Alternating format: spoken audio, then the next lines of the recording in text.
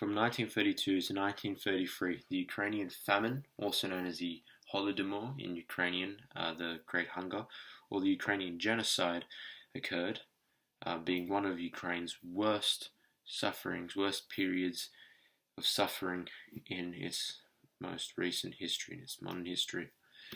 As Stalin started the collectivization as an implement of his 5-year plans to industrialize the Soviet Union, which only led to the Soviet famine throughout the whole nation, leading to an estimated 10 million deaths, with the most deaths occurring in Ukraine, seen as a form of genocide to break Ukrainian independence movements and cultural identity.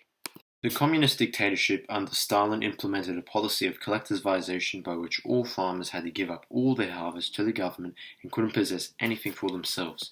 With no private land or own profits, it was communal farming solely for the benefit of the state, leading to a nationwide famine which can be related back 20 years prior, all the way back to the Russian Revolution in 1917, when Ukraine declared its official independence and established the ancient city of Kiev as its capital, which went against Vladimir Lenin, who sought to incorporate all former territories of the Russian Empire into the Soviet Union, resulting in 4 years of war from Ukrainian nationalists and soldiers against invading Germans, Poles, and the Soviet Red Forces. By 1921, the Soviets won and took Ukraine and gave Western Ukraine, or parts of Western Ukraine, to Czechoslovakia, Romania, and Poland. Ukraine was vital as a largely rural agricultural capital of Europe, commonly known as the breadbasket of Europe, by which the Russians exploited by taking as much grain as they could and sending it back into Moscow and other starving countries in the USSR. Resentment grew amongst the Ukrainians, and so Lenin released his grip on the Ukrainians, but this backfired and brought the return of Ukrainian cultural practices, Orthodox religion, and identity. However, Lenin died in 1924, and Joseph Stalin came to power, and he was one of the most brutal dictators ever, having thought to have killed 20 million people.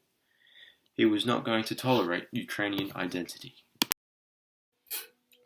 In 1929, he began policies and campaigns to break Ukrainian spirit and impose Soviet/communist rule over the region.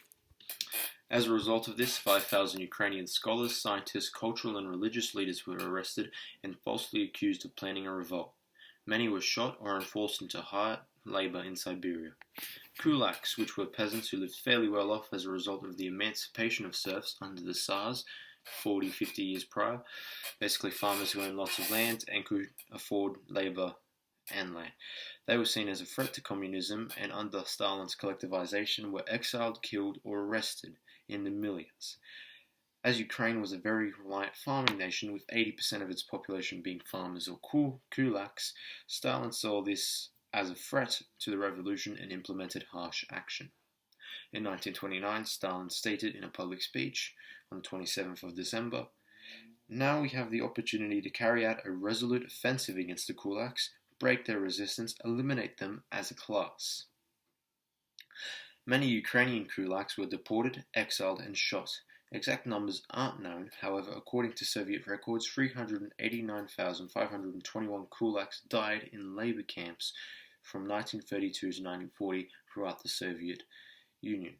However, this could be much higher or lower due to the Soviet denial of genocide, and it doesn't have the 1929 to 31 records, and also this is only labor records.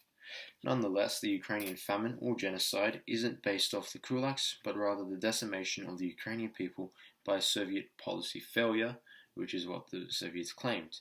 But rather, it was an attempt to crush Ukrainian independence efforts and to enforce their conformity under Soviet dominance.